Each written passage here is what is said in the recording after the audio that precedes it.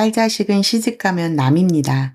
헛돈 쓰지 말고 우리 장손 유학비나 대주는 게 이 집안을 위하는 길이에요. 시어머니의 잔인한 폭언이 거실을 울리자 쟁반을 들고 서 있던 18살 수아의 얇은 어깨가 파르르 떨렸습니다. 그 순간 20년을 굽실거리며 꾹꾹 눌러 참아온 윤희의 손에서 펄펄 끓는 탕국 냄비가 제사상 한가운데로 쾅 떨어졌습니다. 국물이 사방으로 튀고 친척들이 놀라 숨을 죽인 그 자리에서 윤희는 허리에 단단히 묶여있던 앞치마를 거칠게 풀어 바닥에 내동댕이 쳤습니다. 가족이라는 이름으로 며느리의 피땀을 빨아먹고 세상에서 가장 소중한 딸의 가슴에 대못을 박은 사람들. 그 잔혹한 사슬을 영원히 끊어내기 위한 진짜 엄마의 처절한 반격이 시작되는 순간이었습니다. 오늘의 사연 지금 시작합니다. 명절 당일 윤희의 낡은 티셔츠 등줄기를 타고 굵은 땀방울이 쉴 새 없이 흘러내렸습니다. 기름 냄새가 찌든 비좁은 주방에는 가스레인지 세구가 쉴 틈 없이 돌아가고 있었어요. 커다란 채반에는 윤희가 새벽 4시부터 일어나 부쳐낸 삼색 꼬치전과 동태전이 산더미처럼 쌓여 있었습니다. 커다란 들통에서는 고기를 듬뿍 넣은 탕국이 펄펄 끓으며 뜨거운 김을 토해냈어요. 명절마다 을에 핑계를 대고 늦게 나타나는 형님네는 올해도 보이지 않았습니다. 20년째 변함없는 윤희의 독박 노동이었어요. 퉁퉁 부은 다리는 이미 감각이 무뎌진 지 오래였지만 윤희는 입술을 꽉 깨물며 묵직한 녹그릇을 마른 행주로 닦아냈습니다.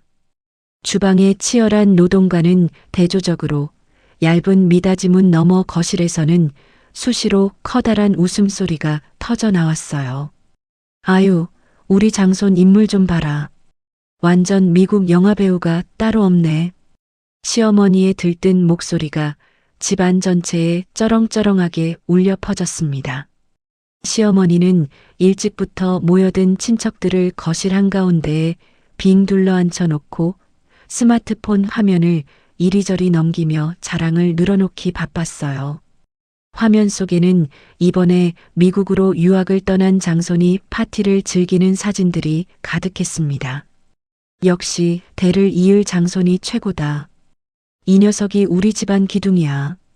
뼈대 있는 집안은 다르다는 걸 보여주는구나. 시어머니의 목소리에는 하늘을 찌를 듯한 자부심이 묻어났어요. 거실 소파에 비스듬히 기대어 앉아 과일을 집어먹던 남편은 어머니의 길을 살려주려는 듯 과장되게 맞장구를 쳤습니다. 그럼요, 어머니. 형님이 자식 농사 하나는 기가 막히게 지으셨잖아요. 아내가 부엌에서 허리가 끊어지도록 일하는 동안 남편은 그저 어머니의 비위를 맞추며 집안 아들 노릇에 취해 있었어요. 남편의 속없는 소리에 윤희는 닫고 있던 녹그릇을 부서져라 움켜쥐었습니다. 손가락 관절이 하얗게 질리다 못해 덜덜 떨렸어요. 그때였습니다. 커다란 화구 가방을 맨 수아가 조심스러운 발걸음으로 주방에 들어섰어요. 엄마, 내가 전을 나를게. 그릇 이리 줘. 명절 당일인데도 미술학원 입시 특강을 마치고 이제 막 도착한 참이었습니다. 옷소매에 까만 연필심이 묻은 피곤한 기색이 역력한데도 가방조차 내려놓지 못한 채 엄마를 돕겠다고 나선 딸의 모습에 윤희는 가슴 한구석이 뻐근해졌어요. 수아 고생했어. 이건 무거우니까 저기 작은 접시들만 거실상으로 먼저 내갈래? 수아는 얌전히 고개를 끄덕이곤 전이 담긴 쟁반을 들고 거실로 나섰습니다. 윤희도 펄펄 끓는 탕국을 커다란 대접에 담아 묵직한 쟁반 위에 조심스럽게 올린 뒤 수아의 뒤를 따라 걸음을 옮겼어요. 거실 미닫이 문이 열리자 한창 장손 칭찬에 열을 올리던 친척들의 시선이 수아에게 향했습니다. 오랫동안 왕래가 뜸했던 한 친척 어른이 민망한 정적을 깨려는 듯 수아를 향해 반갑게 말을 건넸어요. 아이고, 우리 수아 벌써 이렇게 컸어? 예전에 미술한다고 했던 것 같은데 대학 준비는 잘 되느냐? 수아의 얼굴에 옅은 화색이 돌았습니다. 쟁반을 상 위에 조심스레 내려놓은 수아가 예의 바르게 대답하려고 입을 떼는 찰나였어요. 아이고, 무슨 대학 준비는요? 수아의 말이 시작되기도 전에 시어머니가 커다랗게 손사래를 치며 날카로운 목소리로 대화를 자르고 들어왔습니다. 시어머니의 표정에는 숨길 수 없는 경멸과 귀찮음이 역력했어요. 딸 자식은 시집 가면 그만인 남입니다. 뭐하러 남의 집 식구들 애한테 비싼 돈 들여 그림을 가르칩니까? 그 잔인한 말에 거실에는 찬물이 끼얹어진 듯 섬뜩한 정적이 내려앉았습니다. 기껏 돈 들여 가르쳐봤자 나중에 딴 놈 집 귀신 될 텐데 다 헛수고예요. 헛수고. 말을 건넸던 친척조차 당황하여 시선을 피했고 남편은 헛기침을 하며 모른 척 딴청을 피웠어요. 거실 한가운데 우두커니 선 수아의 얼굴에서 순식간에 핏기가 가셨습니다. 아이의 얇은 어깨가 눈에 띄게 파르르 떨리더니 이내 상처받은 얼굴로 고개를 푹 숙였어요. 수아의 꽉 쥔 두 주먹 아래로 툭 하고 소리 없는 눈물방울이 바닥 위로 떨어졌습니다. 그 짧은 찰나였습니다. 수아의 등 뒤에 서서 그 모든 광경을 지켜보던 윤희의 머릿속에서 무엇인가가 요란한 소리를 내며 끊어졌어요. 그것은 20년이라는 긴 세월 동안 윤희를 올가매고 있던 미련한 인내의 끈이었습니다. 내가 참으면 내 아이만큼은 평범한 가족의 정을 느끼며 자랄 수 있을 거라 믿었던 바보 같은 희망이 산산조각 나는 순간이었어요. 윤희는 탕국 대접이 올려진 묵직한 쟁반을 든 채 천천히 제사상 한가운데로 걸어갔습니다. 모두의 시선이 윤희에게 쏠렸지만 윤희의 눈에는 고개를 숙인 채 떨고 있는 딸밖에 보이지 않았어요. 쾅! 귀를 찢는 듯한 엄청난 굉음이 거실을 울렸습니다. 윤희가 양손에 들고 있던 탕국 대접이 올려진 쟁반을 잘 차려진 제사상 정중앙에 문자 그대로 거칠게 내려놓은 것이었어요. 아, 이게 무슨 짓이야? 충격에 흔들린 탕국은 사람 쪽이 아니라 제사상 위로 거칠게 넘쳐 흘렀습니다. 정성껏 부친 전과 곱게 깎아둔 과일 위로 누런 기름기가 얼룩졌고 바닥에는 쨍그랑거리며 깨진 가루 파편이 어지럽게 나뒹굴었어요. 친척들은 기겁하며 뒤로 물러섰고 소파에 누워있던 남편이 스프링처럼 튀어올랐습니다. 아, 너 지금 제정신이야. 남편이 당황과 분노로 얼굴을 붉히며 다가와 윤희의 옷깃을 거칠게 낚아챘어요.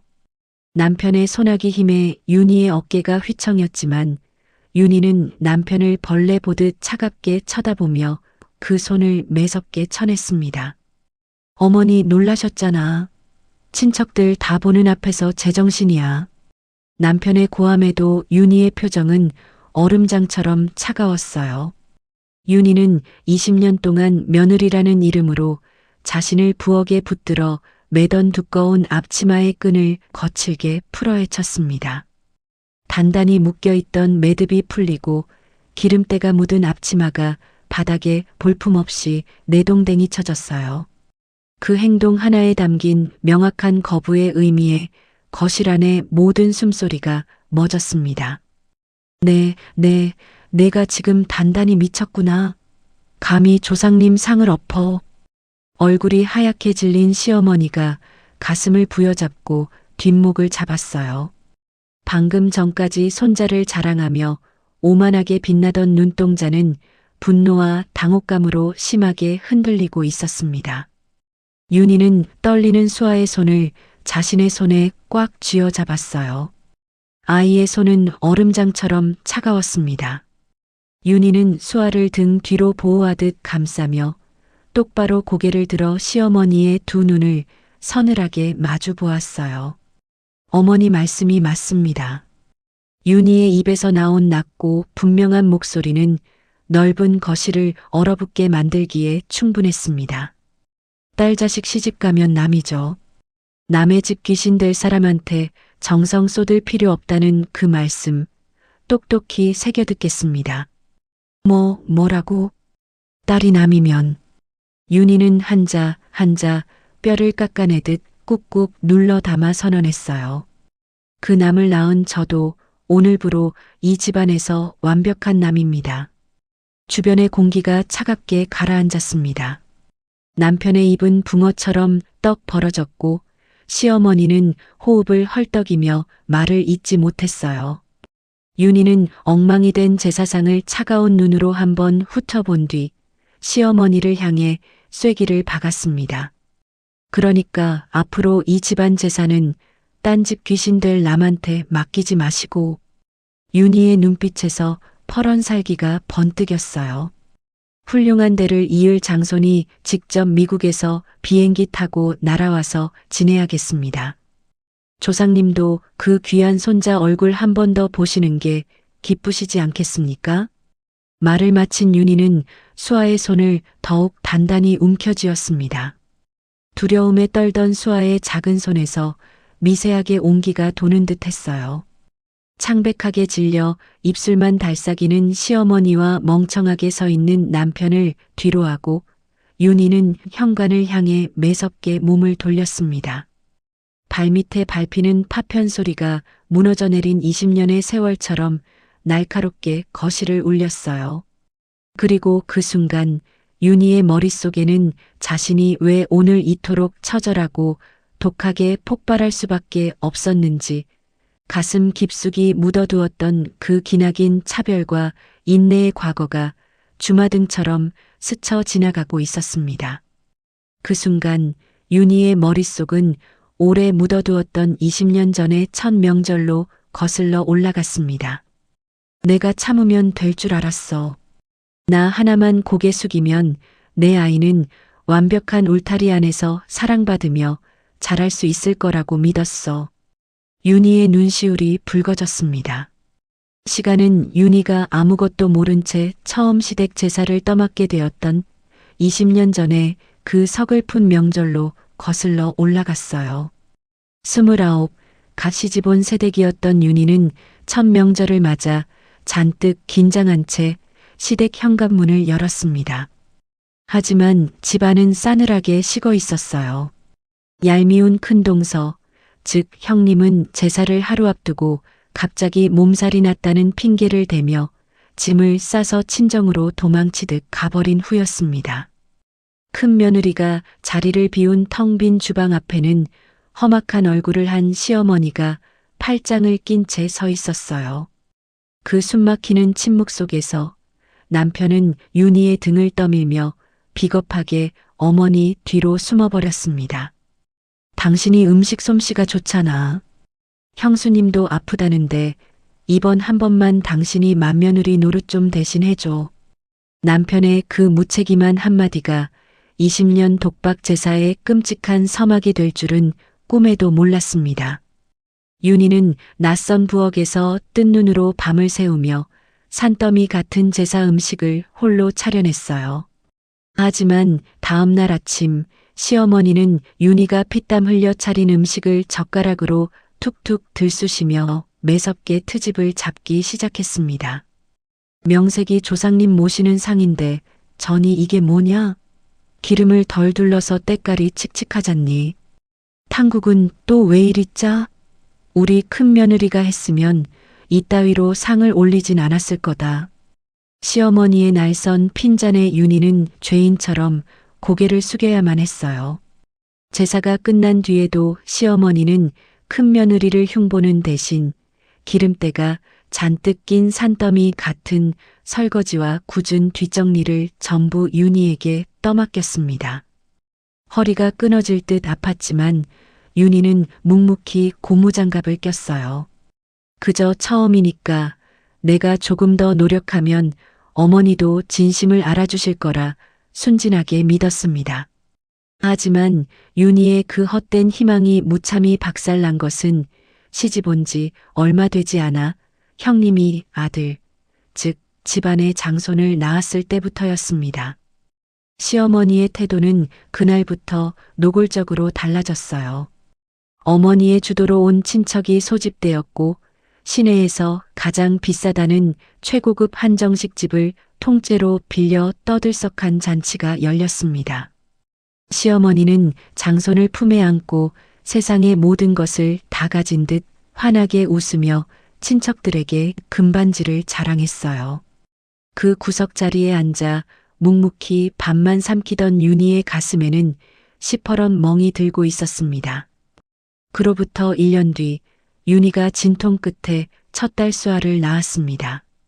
병실에 누워있던 윤희는 핏덩이 같은 첫 손녀를 품에 안고 설레는 마음으로 시어머니에게 전화를 걸었어요. 그러나 수화기 너머로 들려온 목소리는 얼음장처럼 차갑고 냉혹했습니다. 어머니, 저 윤희예요.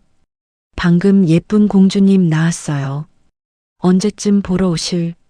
고추가 아니라서 내세울 데도 없는데 내가 무슨 낯으로 거길 가냐? 뼈대 있는 집안대를 끊어놓고 목소리도 참 밝구나. 뚝! 축하는커녕 매몰차게 끊겨버린 전화기를 들고 윤희는 텅 빈 병실에서 소리 죽여 오열했습니다. 어머니는 수아가 태어나고 100일이 지날 때까지 단 한 번도 아이의 얼굴을 보러 오지 않았어요. 그럼에도 윤희는 도망치지 못했습니다.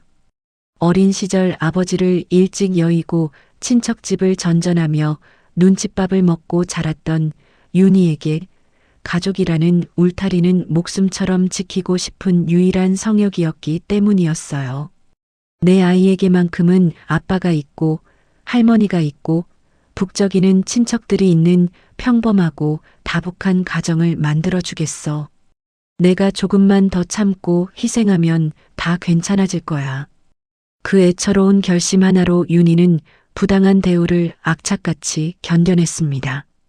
윤희는 대형 식당 매니저로 종일 서서 일하며 퉁퉁 부은 다리로 돈을 벌었어요. 그렇게 피땀 흘려 모은 돈으로 시어머니의 낡은 냉장고와 고장난 세탁기를 최고급 브랜드로 싹 바꿔주었습니다. 남편의 쥐꼬리만 한 월급으로는 감당 안 되는 시댁의 온갖 경조사비와 생활비도 윤희의 몫이었어요. 어머니의 굳게 닫힌 마음을 돈으로라도 정성으로라도 열어보려던 윤희의 처절한 몸부림이었습니다. 하지만 시어머니의 노골적인 차별은 해가 갈수록 더욱 심해졌어요. 매번 명절이 될 때마다 시어머니는 오직 장손을 자신의 무릎에 앉히고는 빳빳한 수표가 두둑하게 든 봉투를 주머니에 찔러주었습니다. 반면 수아에게는 세뱃돈이라며 구겨진 10,000원짜리 한두 장을 툭 던지듯 내미는 것이 전부였어요. 그럴 때마다 윤희는 애써 웃음을 지으며 수아의 눈을 가려주려 애썼습니다. 그러나 윤희가 필사적으로 틀어막고 있던 둑이 무너지기 시작한 결정적인 사건은 수아가 초등학교 3학년이 되던 해의 명절에 벌어졌습니다. 그날도 윤희는 종일 주방에 갇혀 전부치기에 여념이 없었어요. 그때 안방에서 날카로운 비명 섞인 울음소리가 터져나왔습니다. 놀란 윤희가 뒤집개를 던져두고 달려가 보니 방바닥에는 수아가 가장 아끼던 비싼 미술 도구 세트가 형편없이 부서져 나뒹굴고 있었어요. 물감은 바닥에 터져 엉망이 되었고 붓은 2동강이 나 있었습니다. 그 옆에는 수아보다 1살 많은 장손이 재미있다는 듯 낄낄거리며 서 있었고 수아는 망가진 도구를 끌어안은 채 서럽게 엉엉 울고 있었어요. 수아야, 이게 무슨 일이야? 윤희가 놀라 아이를 안아 올리려는 순간이었습니다. 등 뒤에서 나타난 시어머니가 도리어 울고 있는 수아의 등짝을 매섭게 후려쳤어요. 짝! 어딜 감히 오빠가 좀 만졌다고 소리를 질러. 계집애가 독하게 시리. 윤희의 머릿속이 하얗게 비워졌습니다. 너무나 순식간에 벌어진 일이었어요. 시어머니는 아이를 때리고도 분이 풀리지 않는지 삿대질을 해댔습니다. 비싼 거면 뭐해. 딴 집 귀신될 애한테 이런 거 쥐어줘 봤자 다 돈 낭비야. 귀한 장손이 좀 가지고 놀다 망가뜨렸으면 오빠 쓰라고 양보해야지. 어디서 바락바락 대들어. 수아는 두려움에 질려 울음조차 삼킨 채 끄끄거렸고 곁에 있던 장손 녀석은 할머니 치맛자락 뒤에 숨어 얄밉게 혀를 내밀고 있었어요. 방문 밖에서 그 끔찍한 광경을 목격한 윤희의 가슴이 찢겨나가는 듯 했습니다. 당장이라도 뛰어들어가 어머니에게 소리를 지르고 내 딸을 때린 그 손을 쳐내고 싶었어요. 윤희의 눈에서 피눈물이 차오르며 주먹을 꽉 쥔 채 앞으로 나서려던 찰나였습니다. 누군가 뒤에서 윤희의 팔을 거칠게 잡아 끌었어요. 남편이었습니다. 당신 지금 뭐 하려고 그래? 참아. 남편은 아내와 딸이 겪는 끔찍한 모멸감을 보고도 눈살만 찌푸릴 뿐이었습니다. 수아, 겨우 초등학생이야. 어머니가 애를 때렸잖아. 당신 조카가 애 물건을 다 부숴놨다고. 윤희가 피 끓는 목소리로 속삭이며 저항했지만 남편은 윤희의 입을 철저하게 틀어막으며 안방문을 조용히 닫아버렸어요. 어머니 연세가 있으시잖아. 형수님도 계신데 일 크게 만들지 말고 우리가 그냥 못 본 척하고 넘어가자. 장난감이야. 내가 나중에 하나 사주면 되잖아. 시끄럽게 굴지 말고 빨리 부엌에 가서 국이나 마저 끓여. 그날 부엌으로 쫓겨난 윤희는 펄펄 끓는 탕국 냄비 앞에서 입술을 꽉 깨물었습니다. 입술이 터져 비릿한 피맛이 입안에 번졌지만 도저히 울음을 멈출 수가 없었어요. 남편의 알량한 효자 콤플렉스와 어머니에게 인정받고 싶은 비겁한 열등감이 윤희의 숨통을 조이고 있었습니다. 가족을 지킨답시고 바보처럼 침묵했던 시간들. 그 길고 끔찍했던 20년의 세월이 조금씩 내 딸의 여린 영혼을 병들게 하고 있었다는 사실을 그때는 미처 깨닫지 못했습니다. 그 오래된 기억은 윤희의 가슴 깊은 곳에서 다시 피를 흘렸습니다. 그리고 그 상처는 과거에만 머물러 있지 않았어요. 다시 시간은 현재에서 열흘 전 시점으로 거슬러 올라갑니다. 유난히 볕이 따갑고 공기가 무겁게 가라앉았던 그날 오후, 윤희는 다가올 제사를 앞두고 홀로 전통시장을 돌며 무거운 짐을 양손 가득 들고 있었어요. 굵은 땀방울이 송글송글 맺힌 이마를 소매로 훔쳐내며 힘겹게 집으로 돌아온 윤희를 반긴 것은 낡은 식탁 앞에 앉아 입술을 달싹이며 머뭇거리는 고등학생 수아의 모습이었습니다. 수아의 손에는 꼬깃꼬깃하게 접힌 종이 한 장이 들려 있었어요. 미대 입시를 위해 반드시 거쳐야만 하는 유명 미술학원의 심화반 등록 전단지였습니다. 평소 웬만해서는 엄마에게 손을 벌리지 않고 일찍 철이 들어버린 수아가 얼마나 밤새 고민하고 꺼낸 것인지 알기에 윤희의 가슴이 덜컥 내려앉았어요. 엄마, 이번에 심화반 안 들으면 내신이랑 실기 비율 맞추기가 너무 힘들대. 나 이거 진짜 꼭 듣고 싶은데. 수아의 기어 들어가는 조심스러운 목소리에 윤희는 젖은 앞치마에 붉어진 손을 닦으며 애써 활짝 웃어 보였습니다. 아이고, 우리 딸이 하고 싶다는데 당장 해줘야지. 엄마가 아빠한테 말해서 내일 바로 등록시켜 줄 테니까 아무 걱정 말고 그림만 그려. 수아의 머리를 쓰다듬으며 큰 소리를 쳤지만 윤희의 속은 새까맣게 타들어가고 있었습니다. 그날 밤 안방에서 벌어진 남편과의 대화는 윤희의 일말의 희망마저 처참하게 짓밟아 버렸어요. 남편은 윤희가 간곡하게 내민 미술학원 전단지를 보지도 않고 짜증스럽게 밀쳐냈습니다. 당신 지금 제정신이야? 당장 융통할 돈이 한 푼도 없는데 무슨 얼어 죽을 미술학원이야. 당신 저번 달에 회사 보너스 나온 거 있잖아. 나 식당 매니저 하면서 종일 서서 버는 돈은 다 어머니 생활비랑 식비로 들어가고 통장에 남는 게 없어. 애 인생이 걸린 문제야. 이번 한 번만 당신이 학원비에 좀 보태줘.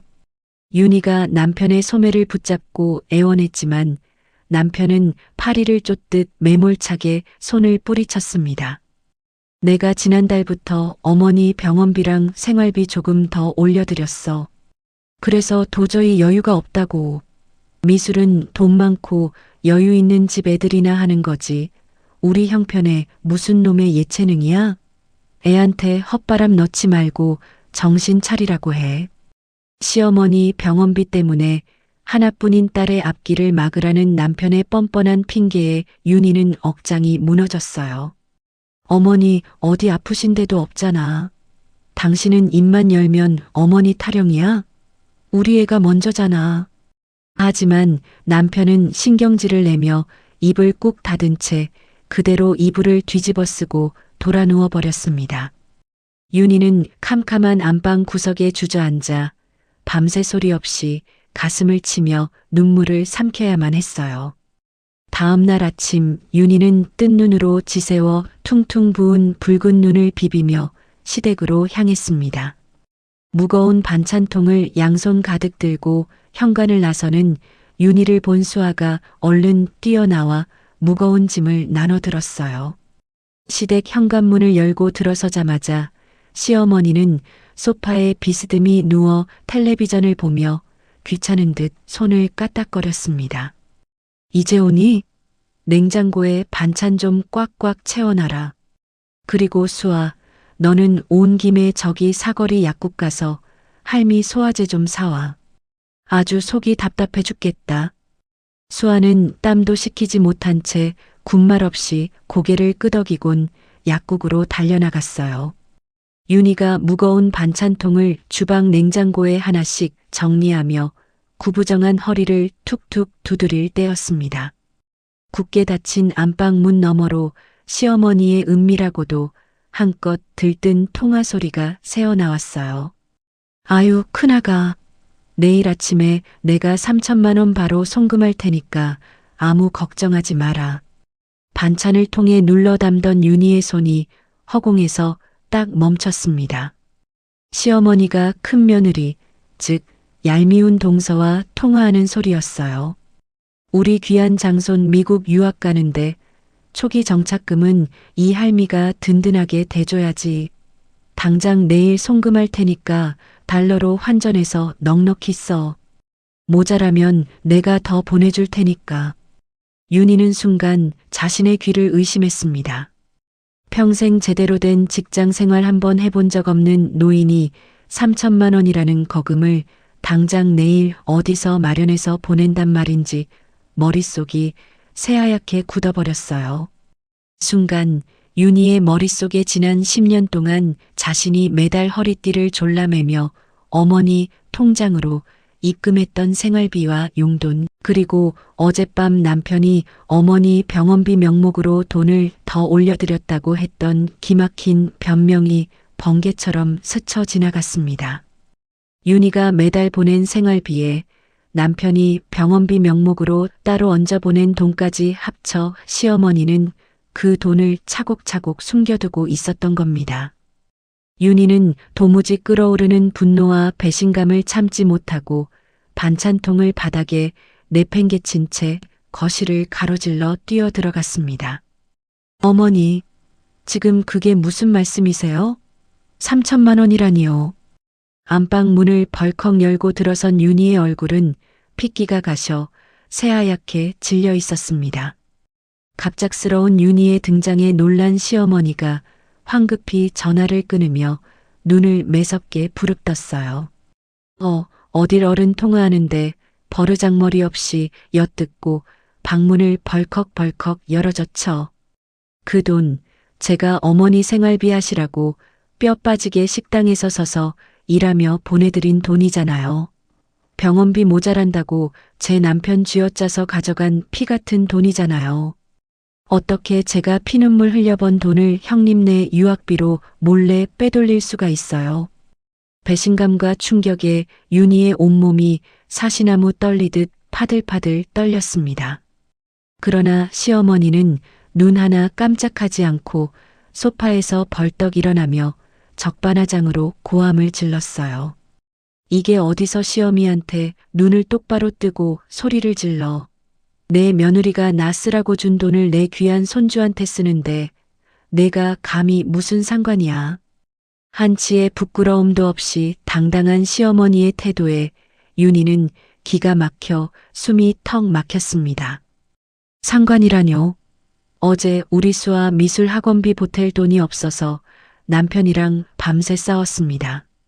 어머니 생활비 올려드리느라 우리 애는 그 중요한 학원도 못 간다고요. 윤희가 가슴을 퍽퍽 치며 피 끓는 심정으로 호소했지만 시어머니의 주름진 얼굴에는 일말의 미안함조차 스치지 않았어요. 오히려 코웃음을 치며 가장 잔인한 독설을 쏟아냈습니다. 내 남편이 아침 일찍 나한테 전화해서 징징거리더라. 내가 학원비 내놓으라고 들들 볶는다고 말이야. 내가 분명히 말해두는데 그깟 계집애 미술학원에 헛돈 쓸 바에야 우리 집안 기둥인 장손 유학비나 대주는 게 이 집안을 위한 유일한 길이다. 그 잔인하고도 차가운 폭언이 거실을 날카롭게 베어버린 하필 그 순간이었습니다.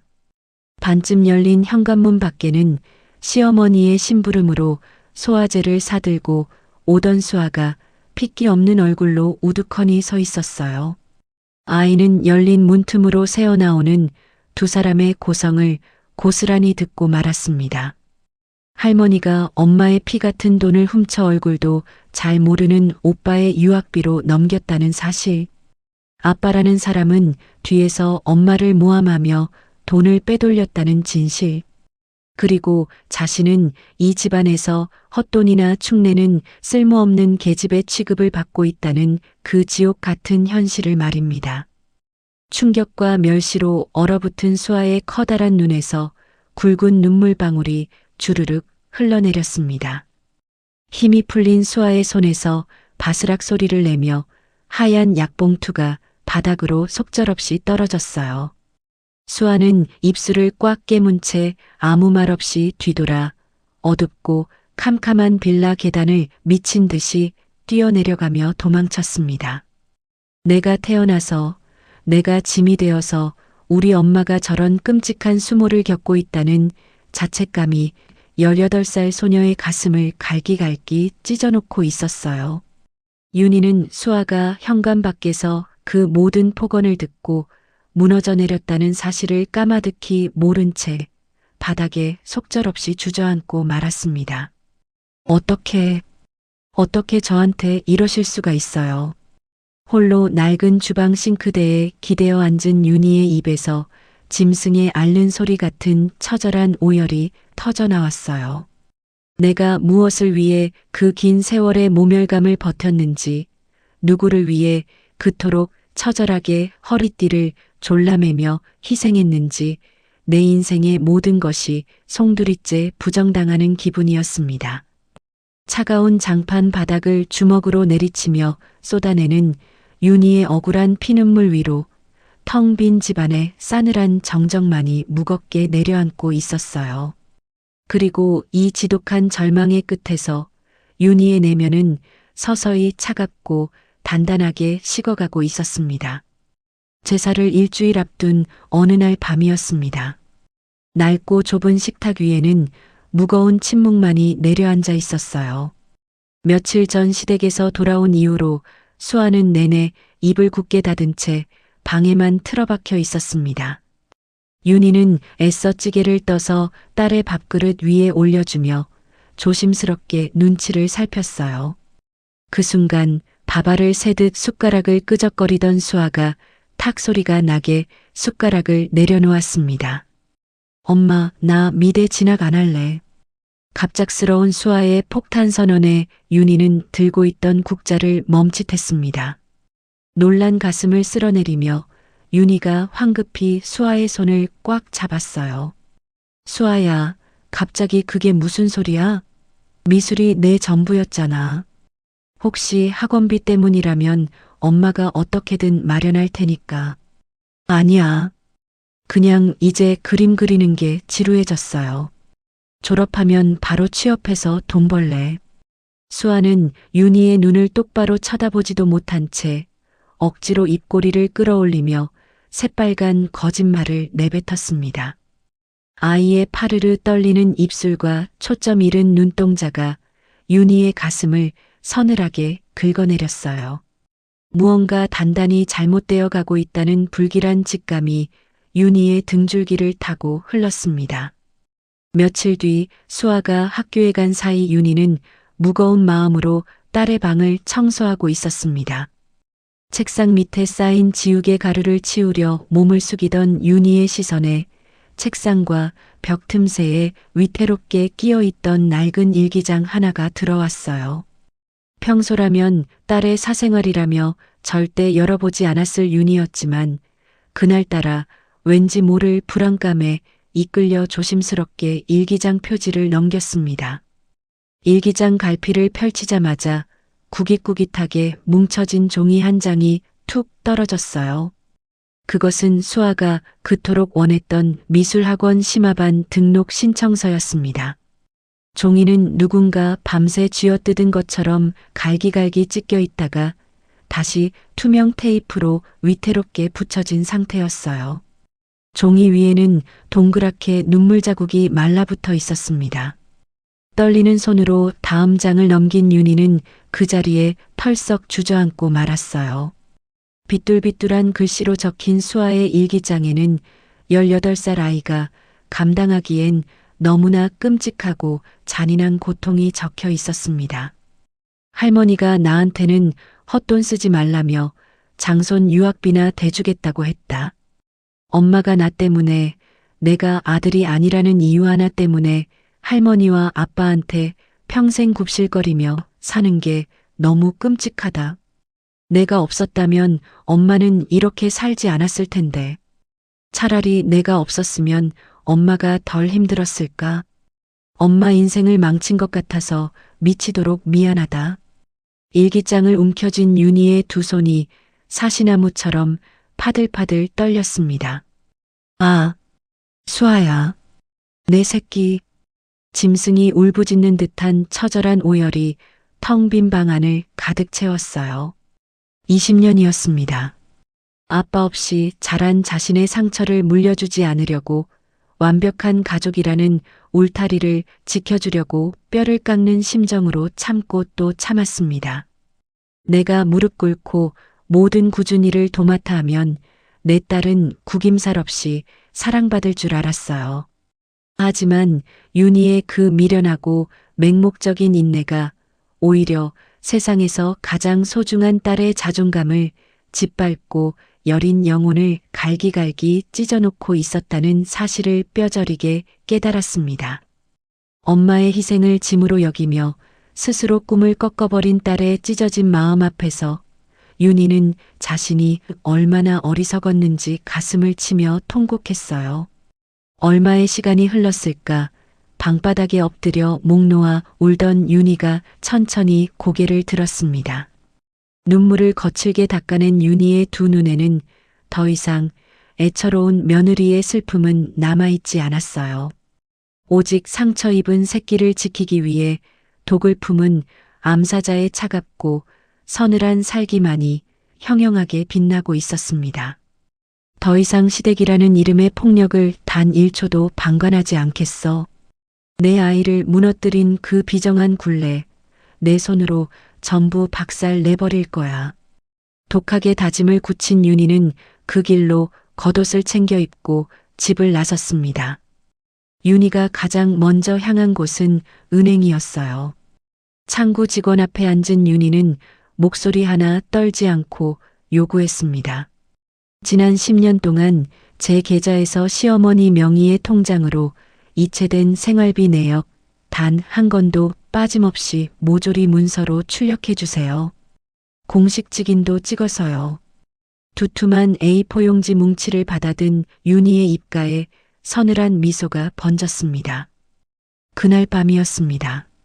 거실 소파에 누워있던 남편은 술 기운에 취한 채 형과 통화를 하고 있었어요.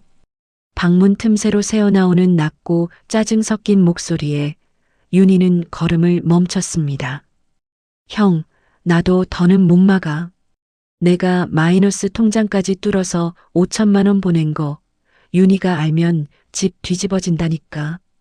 남편의 입에서 흘러나온 말에 윤희의 피가 거꾸로 솟구쳤습니다. 남편은 아내에게는 어머니 병원비 핑계를 대며 딸의 미술학원비 한 푼 안 주면서 뒤로는 빚까지 내어 형님네의 사업빚을 몰래 갚아주고 있었던 겁니다. 어머니한테는 내가 알아서 말 맞춰놨으니까 형수한테 입단속이나 시켜. 장손 유학비까지 내가 직접 보탠 건 아니라고 해. 괜히 일 커지면 나만 죽어. 윤희는 벽에 등을 기대고 숨을 삼켰습니다. 장남 노릇을 제대로 못하는 형을 대신해 어머니에게 칭찬 한번 받아보겠다고 처자식을 사지로 몰아넣으며 기만적인 허세를 부리고 있었어요. 남편의 비뚤어진 인정 욕구와 비겁한 효자 흉내가 윤희의 마지막 미련을 짓밟았습니다. 다음 날 아침 윤희는 우편함에 꽂혀 있던 낯선 봉투 하나를 발견했습니다. 봉투 겉면에는 남편의 이름과 함께 은행 로고가 찍혀 있었어요. 이미 남편이 전날 형과의 통화에서 마이너스 통장을 언급한 뒤라 윤희는 떨리는 손으로 봉투를 집어들었습니다. 그 안에는 5천만 원 한도의 마이너스 대출 이자 납입 안내문과 연체 예정 통지서가 들어 있었습니다. 종이 아래쪽에는 남편이 급히 메모해둔 듯한 글씨가 삐뚤게 남아 있었어요. 형님 사업자금 5천 송금. 이자 밀리지 않게 처리. 거래의 전부를 보여주는 완벽한 내역은 아니었지만 남편이 가족 몰래 빚을 냈다는 사실만큼은 부정할 수 없는 증거였습니다. 윤희는 그 안내문과 메모를 차례로 사진으로 남겼어요. 그리고 원본은 다시 봉투에 넣어 남편이 방심하도록 우편함 옆 탁자 위에 그대로 올려두었습니다. 자비 없는 단죄를 위한 무기가 하나씩 준비되고 있었습니다. 다음 날 윤희는 제사 음식에 쓸 참기름을 가져다 놓는다는 핑계로 아침 일찍 시댁으로 향했습니다. 시어머니는 명절을 앞두고 친척들에게 나눠줄 반찬을 챙기느라 부산스럽게 움직이고 있었어요. 윤희가 주방에서 반찬통을 정리하는 동안 시어머니는 안방에서 누군가와 다급하게 통화를 이어가고 있었습니다. 그래. 영수증은 내가 잘 챙겨놨다니까. 괜히 둘째 며느리 눈에 띄면 시끄러워져. 그 계집애가 요즘 눈빛이 이상해. 그 말과 동시에 안방 문이 벌컥 열렸습니다. 시어머니는 손에 들고 있던 은행 봉투를 황급히 접어 앞치마 주머니에 쑤셔 넣으려 했어요. 하지만 급히 움직인 탓에 봉투 속 종이 한 장이 미끄러지듯 바닥으로 떨어졌습니다. 윤희는 주방 문턱에 선 채 그 장면을 똑똑히 보았습니다.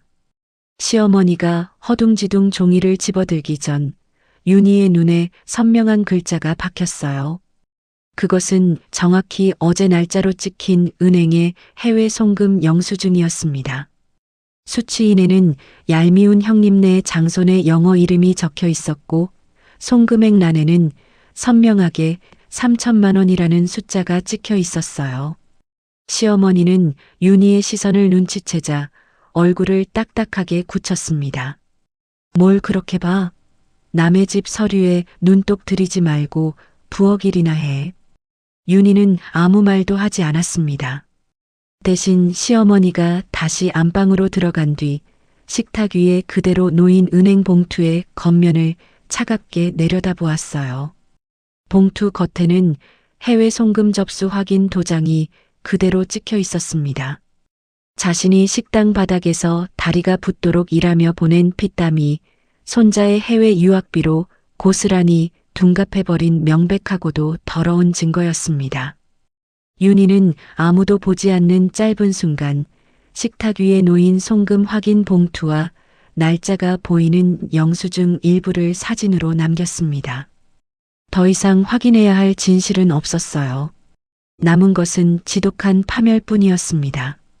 그리고 대망의 제사 하루 전날 밤, 윤희는 인쇄소에 들러 그동안 수집한 10년치 이체 내역, 남편의 마이너스 대출 이자, 안내문과 메모 사진, 가리고 시어머니의 송금 영수증 사진을 모두 컬러로 선명하게 출력했습니다. 두툼해진 증거 서류들을 빳빳한 투명 비닐 파일에 넣은 뒤 다시 노란 대봉투에 쓸어 담아 가방 깊숙이 챙겨 넣는 윤희의 손길에는 일말의 망설임도 없었어요. 방에 우두커니 앉아 불안해하는 수아에게 다가간 윤희는 딸의 두 손을 세상에서 가장 단단하게 꽉 마주 잡았습니다. 수아야, 내일 할머니 집에 가자. 엄마, 나가기 싫어요. 무서워. 아무 걱정하지 마. 내가 참을 일은 이제 단 1초도 없을 거야. 엄마가 내일 우리 딸 인생을 짓누르던 걸림돌들 전부 다 쓰레기통에 처박아 치워줄게. 엄마만 믿어. 수아의 젖은 눈동자가 불안하게 흔들렸습니다. 한참 동안 엄마의 얼굴을 바라보던 아이가 조심스럽게 입술을 열었어요. 엄마, 혹시 내 일기 봤어? 윤희의 숨이 잠시 멎었습니다. 죄책감이 가슴을 찔렀지만 거짓말로 덮을 수는 없었어요. 윤희는 천천히 고개를 끄덕였습니다. 미안해, 수아야. 엄마가 내 마음이 너무 걱정돼서 정말 미안해. 수아는 한동안 아무 말이 없었습니다. 그러다 떨리는 손으로 윤희의 손등을 꼭 잡았어요. 나 혼자서는 말 못해. 그런데 엄마가 대신 말해줘. 내가 얼마나 힘들었는지. 할머니랑 아빠도 알아야 해. 윤희의 눈가가 다시 붉어졌습니다. 윤희는 딸을 품에 끌어안고 더는 그 작은 마음을 혼자 울게 두지 않겠다고 속으로 맹세했어요. 다시 현재 엉망이 된 제사상 앞, 딸이 남이면 그 남을 낳은 저도 오늘부로 이 집안에서 완벽한 남입니다. 윤희의 낮고 단단한 목소리가 거실 바닥에 내려앉았습니다. 창백하게 질린 시어머니는 입술만 달싹였고 친척들은 엉망이 된 제사상 앞에서 숨조차 크게 쉬지 못했어요. 윤희가 더는 미련 없다는 듯 수아의 손을 붙잡고 현관을 향해 몸을 돌리려던 바로 그때였습니다. 사태 파악을 못하고 멍하게 서 있던 남편이 불같이 화를 내며 윤희의 앞길을 거칠게 가로막았습니다. 당신 지금 제정신이야? 어머니 놀라셨잖아. 친척들 다 보는 앞에서 이게 무슨 짓이야? 남편이 당황한 얼굴로 윤희의 팔목을 억지로 끌어당기려 했습니다.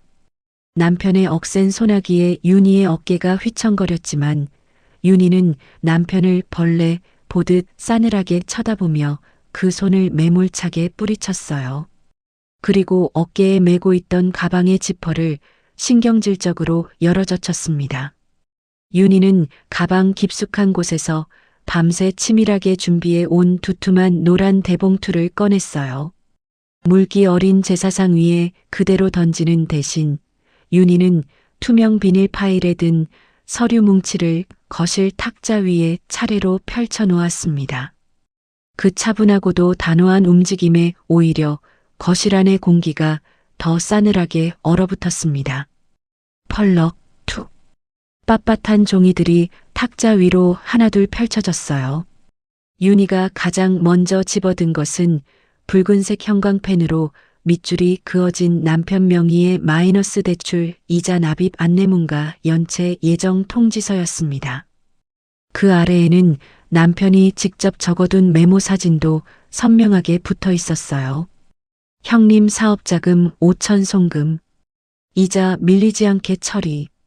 윤희는 그 종이를 멍청하게 서 있는 남편의 얼굴을 향해 매섭게 흔들었습니다. 형님네 사업빚 갚아주느라 몰래 5천만 원짜리 마이너스 통장을 뚫었더군요. 당신이 어머니 병원비 핑계대며 우리 딸 미술 학원비까지 막아놓고 뒤로는 형님네 빚을 대신 떠안은 그 더러운 책임, 평생을 두고 이자까지 쳐서 갚아야 할 겁니다. 윤희의 서늘한 경고에 거실에 모인 친척들이 경악하며 웅성거리기 시작했습니다. 완벽한 효자 코스프레를 하며 집안 기둥인 척하던 남편의 민낯이 까발려지자 남편은 사색이 되어 입술만 파들파들 떨 뿐 아무 말도 하지 못했어요. 그건 당신이 뭘 잘못 알고 잘못한 건 나였어요. 당신이 적어도 우리 딸 아빠 노릇은 할 줄 알았던 것. 그게 내 가장 큰 착각이었습니다. 윤희의 말에 남편의 얼굴이 일그러졌습니다. 하지만 변명은 더 이어지지 못했어요. 마침 그 순간이었습니다. 현관문 도어록이 경쾌하게 열리는 소리가 나더니 매번 제사 음식 차리기가 끝날 무렵에야 얄밉게 나타나던 형님네 부부가 양손을 가볍게 흔들며 들어섰습니다. 난장판이 된 거실과 제사상 위로 넘쳐 흐른 탕국을 보고 얼어붙은 형님네를 향해 윤희는 차갑고도 비릿한 미소를 지었어요. 아, 마침 제 시간에 아주 잘 오셨네요. 형님네 부부의 얼굴에서 웃음기가 순식간에 사라졌습니다. 형님은 본능적으로 분위기가 심상치 않다는 것을 알아챘는지 들고 있던 작은 과일 상자를 어정쩡하게 바닥에 내려놓았어요. 윤희는 시어머니가 급히 숨기려다 떨어뜨린 3천만 원짜리 해외 송금 영수증 사진 출력본과 자신이 지난 10년 동안 매달 한 번도 거르지 않고 시어머니 통장으로 입금했던 생활비 이체 내역서를 나란히 탁자 위에 올려놓았습니다. 시어머니의 주름진 얼굴이 백지장처럼 하얗게 질렸어요. 제가 식당 바닥에서 다리가 퉁퉁 붓도록 종일 서서 일하며 보낸 피땀을 가로채서 귀한 장손 유학비로 몰래 바치셨더라고요. 내 며느리 돈 받아서 생활비라고 챙기고 병원비 명목으로 제 아들까지 쥐어짜서 결국 그 돈을 형님네 아들 유학비로 보낸 겁니다. 윤희의 칼날 같은 폭로에 거실은 찬물을 끼얹은 듯 무서운 정적에 휩싸였습니다.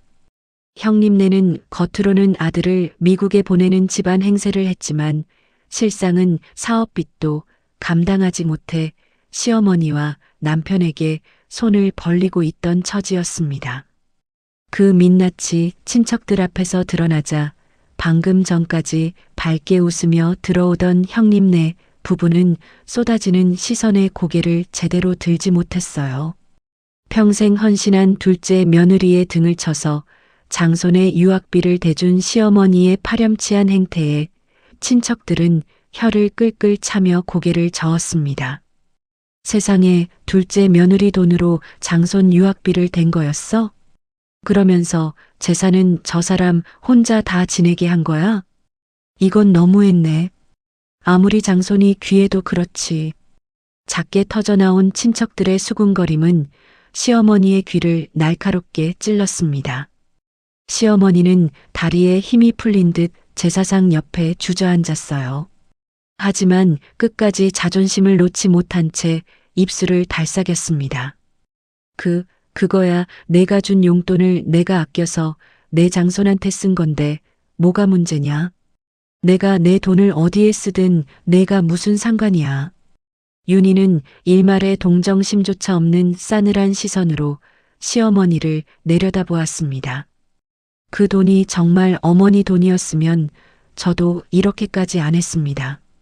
그런데 그 돈은 우리 딸 학원비를 막아서 만든 돈이고 제 노동을 착취해서 모은 돈이며 병원비라는 거짓말로 빼낸 돈이었습니다. 윤희의 목소리는 낮았지만 거실 구석구석을 얼어붙게 만들 만큼 단단했어요. 어머니는 한 번도 저를 가족으로 본 적 없었습니다. 필요할 때는 며느리라며 부려먹고 돈 받을 때는 자식처럼 굴었지만 제 딸은 끝까지 남이라고 짓밟았어요. 시어머니의 눈동자가 흔들렸습니다. 윤희는 잠시 숨을 고른 뒤 가방에서 마지막으로 작은 봉투 하나를 꺼냈어요. 그 안에는 구깃구깃해진 수아의 낡은 일기장을 복사한 종이 한 장이 들어 있었습니다. 수아가 옆에서 잔뜩 굳은 채 윤희의 손을 꼭 붙잡았습니다. 윤희는 딸의 눈을 조용히 바라보았어요. 수아는 눈물이 그렁그렁한 얼굴로 아주 작게 고개를 끄덕였습니다. 엄마 말해도 돼. 그 한마디에 윤희의 눈가가 붉어졌습니다. 하지만 울지 않았어요. 오늘만큼은 무너지지 않기로 마음먹었습니다. 윤희는 일기장을 그대로 낭독하지 않았습니다. 대신 딸의 상처를 엄마의 목소리로 단호하게 대신 전했습니다. 내 딸은 자기가 아들이 아니라서 엄마 인생을 망쳤다고 생각했습니다. 자기가 태어나지 않았으면 엄마가 덜 힘들었을 거라고 18살짜리 아이가 혼자 방 안에서 울며 적어두었습니다. 수아가 옆에서 소리 없이 어깨를 들썩이며 눈물을 쏟기 시작했습니다. 윤희는 딸의 손을 더 단단히 붙잡았어요. 어머니, 그리고 당신. 윤희의 차가운 시선이 시어머니에게서 남편에게로 천천히 옮겨갔습니다. 이 아이가 자기 존재를 죄처럼 여기게 만든 게 바로 당신들입니다. 가족이라는 이름으로 내 딸의 자존감을 짓밟은 죄가 오늘부로 전부 청산하겠습니다. 남편의 얼굴이 처참하게 무너졌습니다. 그러나 윤희의 마음은 조금도 흔들리지 않았어요. 윤희야, 내가 잘못했어. 내가 잠깐 정신이 나갔던 거야. 어머니가 하도 형님네가 어렵다고 하시니까. 당신은 늘 어머니 뒤에 숨었습니다. 형님 뒤에 숨었고 집안이라는 말 뒤에 숨었어요. 그러는 동안 우리 딸은 자기 꿈을 접으려고 했습니다. 당신이 아버지라는 이름으로 한 일은 아이를 지킨 게 아니라 아이를 외롭게 만든 일이었습니다.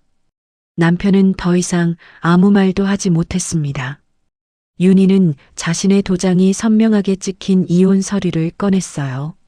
그리고 엉망이 된 제사상 한가운데가 아니라 증거 서류가 놓인 거실 탁자 위에 차갑게 내려놓았습니다. 나머지 재산 분할과 양육비, 그리고 당신 명의로 만든 빚 문제는 제 변호사를 통해서 연락할 겁니다. 도장 찍어서 보내세요. 윤희야. 남편이 다급히 윤희의 이름을 불렀지만 윤희는 뒤돌아보지 않았습니다. 충격과 망신살에 완전히 다리가 풀린 시어머니가 제사상 모서리를 부여잡고 엉엉 소리 내어 울기 시작했습니다. 하지만 윤희의 표정에는 어떠한 미련도 후회도 남아있지 않았어요. 앞으로 이 집안 재산은 어머니가 그렇게 아끼시는 데를 이을 장손에게 맡기세요. 저와 제 딸은 오늘부터 이 집안의 남입니다. 윤희는 수아의 떨리는 어깨를 단단히 감싸 안았습니다. 20년 동안 단 한 번도 당당하게 나서보지 못했던 그 현관문을 윤희는 더 이상 뒤도 돌아보지 않은 채 꼿꼿한 걸음으로 빠져나왔어요. 탁한 공기로 가득했던 시댁을 벗어나자 서늘하지만 맑은 가을바람이 모녀의 뺨을 시원하게 스치고 지나갔습니다. 수아가 현관 앞 계단에서 끝내 참았던 울음을 터뜨렸어요. 엄마, 미안해. 나 때문에 엄마가. 윤희는 딸의 말을 끝까지 듣지 않았습니다. 곧장 수아를 품에 끌어안았어요. 아니야. 엄마가 미안해. 엄마가 너무 오래 참아서 우리 딸 마음이 이렇게 다칠 때까지 몰랐어. 이제부터는 엄마가 누구 눈치도 안 보고 너부터 지킬게. 수아는 윤희의 품에 얼굴을 묻고 한참을 울었습니다. 그 울음은 패배의 울음이 아니었어요. 20년 동안 목을 조르던 집안의 굴레를 벗어던지는 처음으로 숨을 쉬는 아이의 울음이었습니다. 몇 달의 시간이 빠르게 흘렀습니다. 윤희와 수아는 시댁의 지독한 그늘에서 벗어나 작지만 햇살이 눈부시게 잘 드는 아담한 빌라로 이사를 했어요. 식탁 위에는 조촐한 찌개 하나와 반찬 몇 가지가 전부였지만 모녀의 얼굴에는 그 어느 때보다 평온하고 밝은 웃음이 번져 있었습니다. 수아는 다시 미술학원에 다니기 시작했습니다. 예전처럼 무작정 밝은 얼굴은 아니었지만 이젤 앞에 앉은 아이의 눈빛에는 조금씩 살아나는 빛이 돌고 있었어요. 윤희는 식당 일을 계속하면서도 더 이상 시댁 생활비와 거집 병원비에 월급을 빼앗기지 않았습니다. 모녀의 살림은 빠듯했지만 이상하게도 전보다 훨씬 숨통이 트였습니다. 화면은 잠시 윤희가 떠난 뒤 폐허처럼 변해버린 시댁의 풍경을 비춥니다. 윤희가 보내주던 생활비가 끊기자 시어머니의 집안 살림은 빠르게 무너졌어요. 남편은 5천만 원 마이너스 통장 이자에 카드론, 형님네 사업 보증까지 겹치며 빚쟁이들의 빗발치는 독촉 전화에 시달리고 있었습니다. 회사에서도 잦은 압류 통보와 연체 문제로 체면을 구겼고 결국 더는 예전처럼 당당하게 고개를 들 수 없게 되었어요. 윤희의 돈줄이 끊기자 형님네는 시어머니의 연락을 일방적으로 피하기 시작했습니다. 미국에 간 귀한 장손에게 전화를 걸어도 돌아오는 대답은 차갑기만 했어요. 할머니, 저 지금 바빠요. 나중에 전화해요. 전화는 매정하게 끊겼습니다. 먼지가 수북하게 쌓인 어두운 거실 소파에 홀로 덩그러니 앉은 시어머니는 그제야 자신이 제 발로 걷어찬 둘째 며느리의 헌신이 얼마나 거대한 것이었는지 깨닫기 시작했어요. 떨리는 손으로 수십 번 윤희의 번호를 눌렀지만 수화기 너머에서는 서늘한 기계음만이 공허하게 울려 퍼졌습니다. 이미 돌이킬 수 없는 완벽한 단절이었습니다. 다시 햇살이 쏟아지는 윤희의 거실. 수아가 밝은 얼굴로 오래된 미술 도구를 꺼내어 이젤 앞에 앉았습니다. 수아의 캔버스 위에는 더 이상 앞치마를 두르지 않고 눈부시게 환하게 웃고 있는 엄마 윤희의 얼굴이 아름답게 스케치되고 있었어요. 윤희가 다가와 캔버스에 그림을 그리는 딸의 등을 따뜻하게 쓸어안았습니다. 우리 딸 다시 그려줘서 고마워. 수아는 연필을 잠시 내려놓고 엄마를 돌아보았습니다. 눈가에는 아직 지워지지 않은 상처가 남아 있었지만 그 안에는 분명히 다시 살아난 꿈의 빛이 있었습니다. 엄마도 이제 앞치마 말고 예쁜 옷 입고 살아. 그 말에 윤희는 끝내 웃고 말았어요. 오래 참았던 눈물이 조용히 볼을 타고 흘렀지만 이번 눈물은 아픔만으로 흘리는 눈물이 아니었습니다. 두 사람을 감싸는 포근한 햇살 속에서 모든 상처를 이겨내고 스스로의 삶을 되찾은 모녀의 모습이 묵직하고도 먹먹한 감동을 남기며 이야기는 끝을 맺습니다. 오늘의 사연 어떻게 들으셨습니까? 가족이라는 그럴싸한 이름 뒤에 숨어 가장 만만한 사람의 희생을 당연하게 착취하던 이기적인 사람들의 초라한 최후였습니다. 20년이라는 긴 세월을 버티게 한 것도 결국 그 억울한 사슬을 단칼에 끊어내게 만든 것도 모두 자식을 향한 맹목적인 사랑 때문이었습니다. 아이를 지키기 위해 기꺼이 악역을 자처하며 며느리의 굴레를 벗어던진 윤희의 씁쓸하고도 용기 있는 결단에 따뜻한 위로와 지지의 댓글을 남겨주시면 감사하겠습니다. 모진 시간 속에서 상처받은 딸을 안고 홀로 버텨야 했던 그 무거운 마음을 조용히 다독여 주세요. 오늘도 끝까지 함께 해주셔서 감사합니다. 항상 건강하시고 행복이 함께하길 바랍니다. 구독과 좋아요 버튼 꾹 눌러주시고 알림 설정도 켜주세요. 감사합니다.